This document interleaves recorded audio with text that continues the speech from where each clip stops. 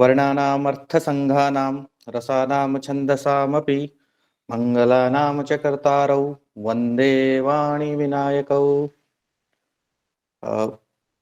परम श्रद्धेय गुरुवर प्रोफेसर संतोष कुमार शुक्ल जी, राष्ट्रपति सम्मान से सम्मानित श्रद्धेय गुरुवर प्रोफेसर कृष्णकांत शर्मा जी, डॉक्टर रविशंकर पांडेय जी, डॉक्टर ठाकुर शिवलोचन शांडिल्य जी, डॉक्टर लक्ष्मीकांत मित्तल जी, डॉक्टर मणिशंकर द्विवेदी जी एवं संगोष्ठी में जुड़े माँ वाग्देवी के जो साधक हैं और सुधीजन हैं, ऐसे आप सभी को नमस्कार और अभिनंदन। मेरा जो विषय है वह इंद्र विजय का जो चौथा प्रमाण और पांचवा प्रमाण, ऐसा भारतवर्ष का जो सीमा प्रसंग है उसके अंतर्गत यह मुझे उपलब्ध हुआ है। और इस विमर्श के अंतर्गत या इस भाग के अंतर्गत जो अखंड भारत की संकल्पना है या अखंड भारत, जैसा भी शिवलोचन जी ने बताया, उस अखंड भारत का क्या परिदृश्य है उसको इंद्र विजय ग्रंथ के माध्यम से और साथ में जो पौराणिक संदर्भ हैं उनके माध्यम से हम जानने का प्रयत्न करेंगे।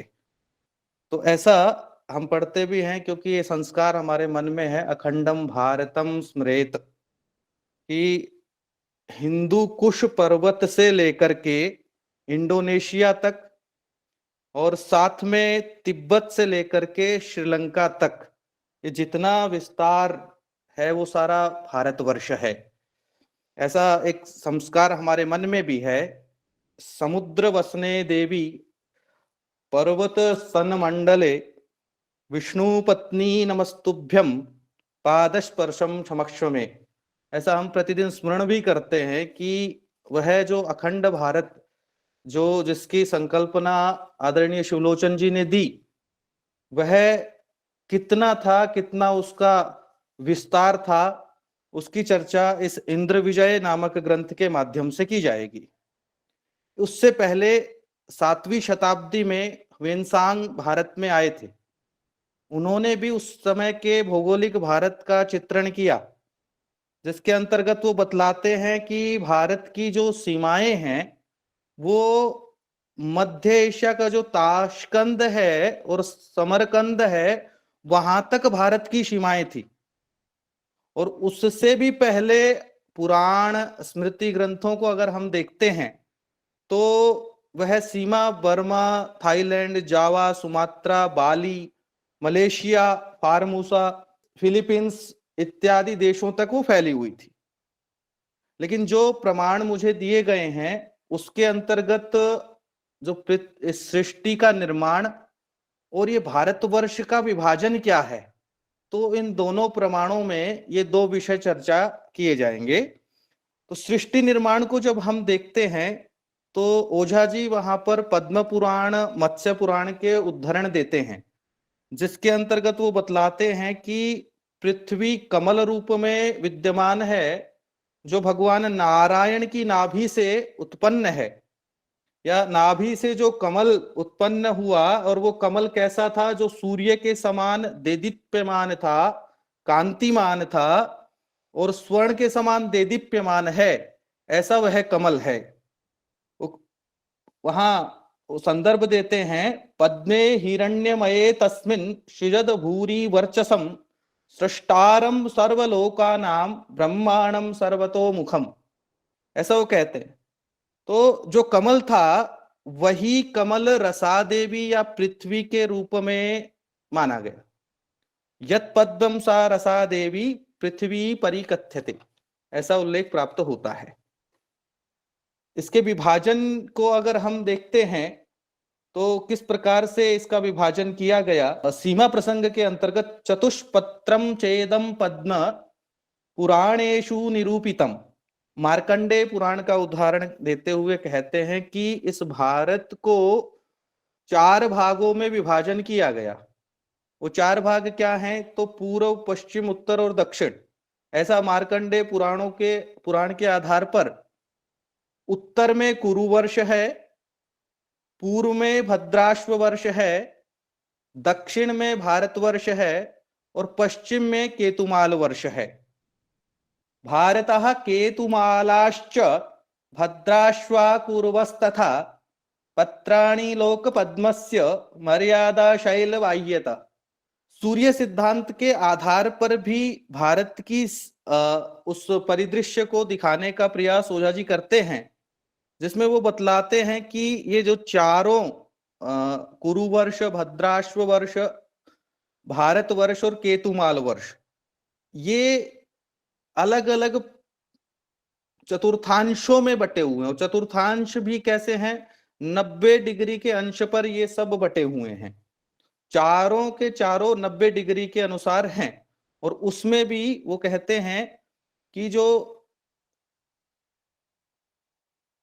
स्वर्ण प्रकार का तोरण से युक्त ऐसा भद्राश्व वर्ष में स्थित एक यम कोटि की नगरी है, और जिसका उल्लेख करते हैं भूवृत्त पादे पूर्वस्याम यम कोटीति विश्रुता भद्राश्व वर्षे नगरी स्वर्ण प्रकार तोरणा। और उसके साथ में कहते हैं भारतवर्ष के दक्षिण दिशा में लंका नामक एक नगरी है। भारतवर्षे लंका तद्वन महापुरी। और इसके साथ में ही पश्चिम में एक केतुमाल वर्ष में रोमक नाम की नगरी है। पश्चिमे केतुमालाख्ये रोमकाख्ये प्रकीर्तिता। और वहीं उत्तर में कुरु वर्ष में सिद्धपुरी नाम की एक नगरी है। उदक सिद्धपुरी नाम कुरु वर्षे प्रकीर्तिता। और उसके बाद इसका बतलाते हैं कि यहां इसके ऊपर विषुवत रेखा पर स्थित होकर सूर्य जो है इस पर विचरण करता है, परंतु जो विषुवत रेखा है उन चारों कोणों का वो स्पर्श नहीं करती है और न ही उसके अक्षांश में वृद्धि करती है। और साथ में एक उल्लेख और आता है किस प्रकार से भारत का विभाजन जो अक्षांशों के आधार पर किया गया। तो कहते हैं सुमेरु से लेकर लंका तक एक सीधी रेखा है, उसके 45 डिग्री पश्चिम तक और 45 डिग्री पूर्व तक भारतवर्ष है, जिसमें भारतवर्ष के उत्तर में कुरुवृत्त है या कुरुवर्ष है, और साथ में भारतवर्ष के 90 डिग्री पूर्व में भद्राश्व वर्ष है और 90 डिग्री पश्चिम में केतुमाल वर्ष है। और भारतवर्ष के मध्य से एक रेखा होकर के गुजरती है जो जिसका स्थान उज्जैनी माना गया है। समाचार पत्रों में न्यूज भी ऐसी आई थी कि उज्जैनी में एक वैदिक घड़ी को स्थापित किया जाएगा जो 75 डिग्री अक्षांश पर स्थित है, और उसी से भारत का जो समय मापन जो 1906 से पहले चलता था उसी अनुसार उसके कालगणना अब आगे रहने वाली है। प्रधानमंत्री जी उसका उद्घाटन करेंगे ऐसा इसमें। और ये चौथा प्रमाण इसका दिखलाई पड़ता है। इसके साथ ही जो पांचवा प्रमाण है, जो पंचम प्रमाण है, जिसके अंतर्गत भारतवर्ष को नवद्वीपों में बांटा गया है, और वो द्वीप कौन कौन से हैं, किस प्रकार से भारत का विस्तार हुआ, तो ऐसा भौगोलिक सीमाओं का उल्लेख उसके अंतर्गत प्राप्त होता है, जिसमें हम देखते हैं कि उत्तरेण समुद्रस्य हिमाद्रेश्चैव दक्षिणम वर्षम तद भारतम नाम भारतीयत्र संतति। आप सभी इससे परिचित हैं। और इसके साथ में भारतस्य अस्य वर्षस्य नव भेदान निशामयः, और वो नाम कौन कौन से हैं तो आगे ओझा जी उसको बतलाते हैं।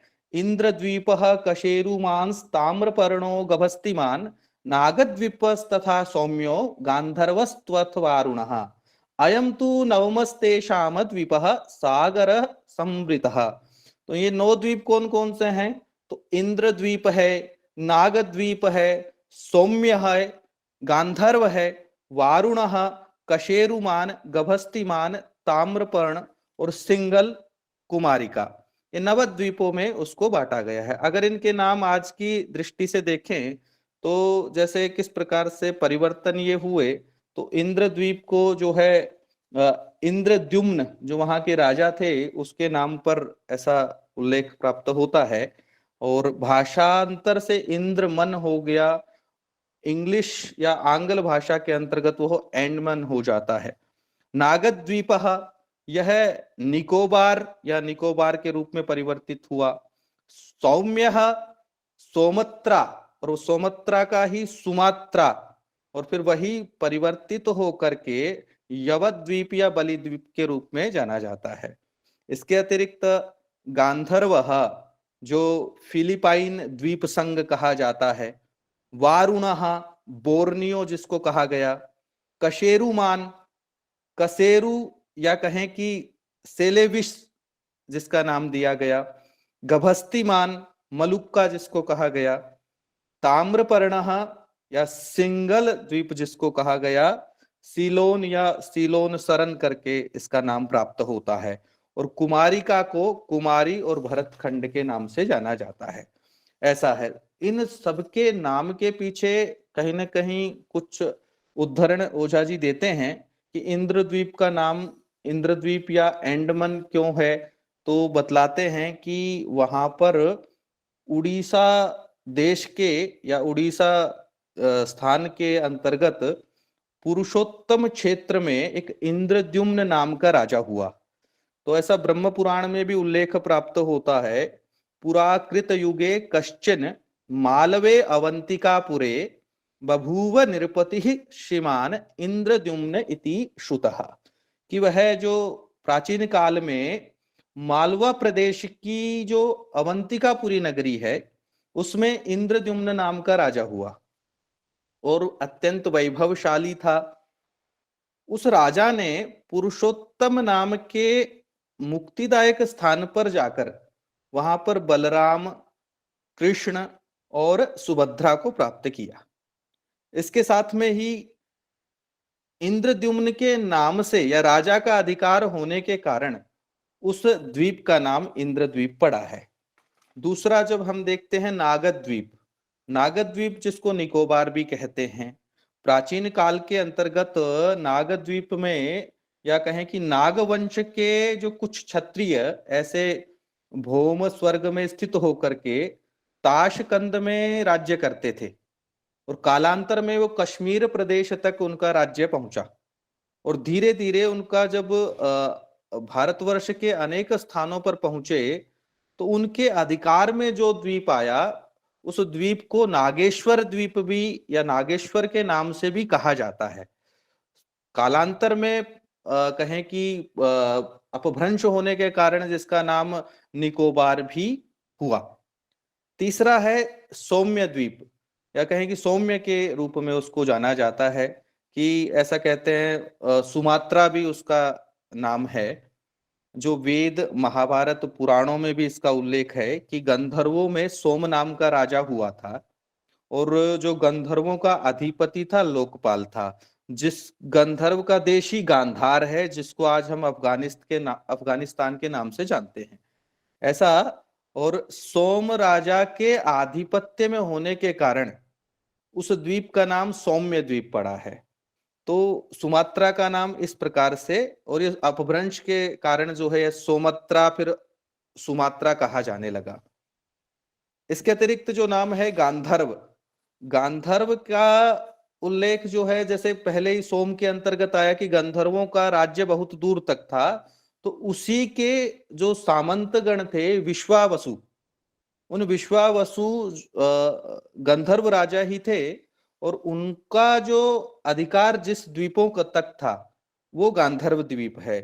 तो उल्लेख आता है सोमस्य सामंत प्राया विश्वावसु प्रभृतयो गंधर्व राजा प्रसिद्ध तद अधीनो द्वीपो गांधर्व, ऐसा उल्लेख करते हैं। सचायम गांधर्व द्वीप संघ फिलिपाइन शब्देन आख्यायते, और इस गांधर्व द्वीप को ही फिलिपाइन द्वीप के नाम से जाना जाता है और इसी में मनिल करके या जिसको आज हम मनीला के नाम से जानते हैं वो प्रदेश भी समाविष्ट है। पांचवा है वारुण। वारुण में उल्लेख है कि जिसको बोर्नियो नाम दिया गया कि असुरों का जो राजा था वो वहां का लोकपाल था, वरुण, वरुण लोकपाल था और उसी के अधिकार क्षेत्र में होने के कारण उसे वारुण द्वीप कहा गया। अथ वारुणो असुराणाम राजसिल लोकपालः तदधिकृतो द्वीपो वारुणः तदपभ्रंशात् अयम बोर्नियो शब्द उच्यते। ऐसा ओझा जी उल्लेख करते हैं। पांचवा है कशेरुमान कि अथ कशेरु कंद विशेषः, कि जो कशेरु शब्द की उत्पत्ति है वो किस कंद विशेष, कंद फूल फल फूल जो हम कहते हैं उसके कारण से हुई होगी, कि कंद वहां पर बहुत अधिक उत्पत्ति में होता था, जिसके कारण उस कंद के उत्पत्ति होने के कारण वहां उसका नाम कशेरुमान ऐसा पड़ा। अथ कशेरु कंद विशेषः तस्य आधिक्येन क्वचिद अत्र उत्पत्तिर्भवेत् इति कशेरुर नित्यम आख्यात स्यात्। और फिर अपभ्रंश के कारण या ककार का लोप होने के कारण उस कशेरु का, या कहें कि सेलुआ शब्द परिवर्तन हुआ, सेलुआ से सेलेविश नाम अपभ्रंश के कारण वह जाना गया। और यह द्वीप जो है बोर्नियो के पूर्व की ओर स्थित पड़ता है या स्थित है। सातवां जो है गभस्तिमान, गभस्तिमान के अंतर्गत जिसको मलुका भी कहते हैं, सेलेविस द्वीप के ही 0 डिग्री अक्षांश पर या पूर्व की ओर ही यह द्वीप पड़ता है, जिसे मलक्का या मलुका कहा जाता है। कुछ लोग वहां पर, जैसे एक ऑस्ट्रेलिया में पपुआ द्वीप है, उस पपुआ द्वीप को ऑस्ट्रेलिया का प्रमुख उपद्वीप मानते हैं। तो ऐसा कहते हैं कि यह भारत की सीमाएं उस पपुआ द्वीप तक भी थी, केवल कहें कि इतना नहीं, उस पपुआ ऑस्ट्रेलिया तक भारत की सीमाएं थी। तो ऐसा वहां उल्लेख है। सात प्राच्याम निरक्ष वृत्ते मलक्कोपद्वीपो गभस्तिमान। ताम्रपर्ण जो आठवां है, वो कहते हैं अथ सिंगल द्वीप एवं ताम्रपर्णी द्वीप। जो सिंगल द्वीप का नाम है वही ताम्रपर्ण है। इसका अनेक जगह उल्लेख आता है, बौद्ध ग्रंथों में भी इसका सिंगल द्वीप का उल्लेख आया है कि भारतवर्ष के विभाग प्रकरण में इस ताम्रपर्ण शब्द को सिंगल द्वीप के नाम से जाना जाता था।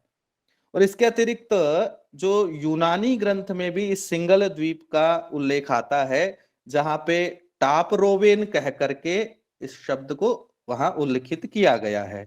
और टापरोवेन का ही अपभ्रंश होकर के यह ताम्रपर्ण बना है, ऐसा मानते हैं।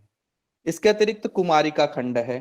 कुमारिका खंड जिसको भारत खंड के नाम से भी जाना जाता है, इस कुमारिका खंड का, या कहें कि जो भारतीय उपद्वीप संघ, जो वर्तमान समय में आंग्ल भाषा का एक शब्द चलता है इंडियन आर्कीपेलागो, वो कहा जाता है। जो ये द्वीप कन्याकुमारी से लेकर के या कश्मीर तक फैला हुआ था, यही भारत का नवाद्वीप है और प्रधान द्वीप है। सिंगल द्वीप को छोड़ करके इंद्रद्वीप तक, और वहां से भी अगर कहें कि वर्तमान प्रचलित भाषा में वर्मा है, जो ऐसा कहते हैं कृतवर्मा, जो राजा थे उनके नाम से दिखलाई पड़ता है, दक्षिण दिशा में फैला हुआ। वारुण है, कसेरु है, इन सब की जो है इन सब के विषय में ओझा जी हमें इंद्र विजय ग्रंथ के अंतर्गत बतलाते हैं। तो ऐसा देखते हैं कि ओझा जी ने पूरे भारतवर्ष का, जो भारत से बाहर के जो अखंड भारत के अंतर्गत जिनको हम जानते हैं, उन देशों के साथ कैसे हमारा जुड़ाव है उसका उल्लेख किया है। या कहें कि ऋषियों की मेधा थी, ऋषि वहां तक जाते थे, ऋषियों ने वहां तक विचरण किया। ऋषि तो यहाँ से अपने नक्षत्र और कहें कि जो नवग्रह है या सूर्य से लेकर, या कहें कि उसकी दूरी के विषय में जो दिव्य दृष्टि से, या ऋषयो तु मंत्र दृष्टारः, इस प्रकार से उसको जान लिया, उसको जाना है, उनका अनुभव था। कालिदास के विषय में भी अगर हम देखें, जिस प्रकार से कालिदास ने मेघदूत के अंतर्गत पूरा भारतवर्ष का वर्णन किया है, वो भी अद्भुत है। वो हमारे जो ऋषि हैं, उन ऋषियों ने केवल एक विषय का ज्ञान नहीं, अनेक विषयों के वो तज्ञ थे। इसलिए अगर हम देखें तो भारतवर्ष की सीमाओं का अगर आकलन करें तो भारतवर्ष की सीमाएं केवल जो आज का वर्तमान भारत है वहां तक नहीं, अपितु भारत से बाहर इधर, जैसा हमने शुरू में बताया कि हिंदू कुश पर्वत से लेकर के लंका तक जो है भारत की सीमाएं, उत्तरम यत समुद्रस्य हिमाद्रेश्चैव दक्षिणम, ऐसा जितना भूमि असमन्तात ऐसा उल्लेख आता है रघुवंश के अंतर्गत, समुद्र पर्यंत जितनी भूमि है वहां तक भारतवर्ष है। तो पुराणों में, स्मृति ग्रंथों में मनुस्मृति भारतवर्ष की सीमाओं का उल्लेख करती है। तो इस प्रकार से हम देखते हैं भारतवर्ष का जो प्राचीन एक विस्तार है जिसको हम अखंड भारत के नाम से जानते हैं, वह संपूर्ण विश्व तक पहुंचा हुआ था। महाभारत में तो हम पूरे विश्व का उसका हम नक्शा भी देखते हैं, किस प्रकार से दो पत्तों के माध्यम से, खरगोश और पत्ते के माध्यम से पूरे भारत, उस पे विश्व का नक्शा उन्होंने बनाया। तो इस दृष्टि से हम ऐसे भूगोल की जानकारी, भारत के भौगोलिक जानकारी को प्राप्त कर सकते हैं। और यह जो ग्रंथ है वाकई में अद्भुत ग्रंथ है। मैंने तो केवल 2 प्रमाण इसके पढ़े और प्रयास करूंगा कि इस ग्रंथ को मैं पूरा पढूं, और मुझे पढ़ करके बहुत अच्छा लगा। आपने मुझे अवसर दिया, आदरणीय गुरुदेव प्रोफेसर शुक्ला जी को मैं सादर आभार प्रकट करता हूं, और साथ में मणिशंकर जी और लक्ष्मी मित्तल जी, आपको भी बहुत धन्यवाद देता हूं कि आपने मुझे इस स्थान पर मंच प्रदान किया, अवसर दिया। उसके लिए मैं हार्दिक धन्यवाद ज्ञापन करता हूं। धन्यवाद।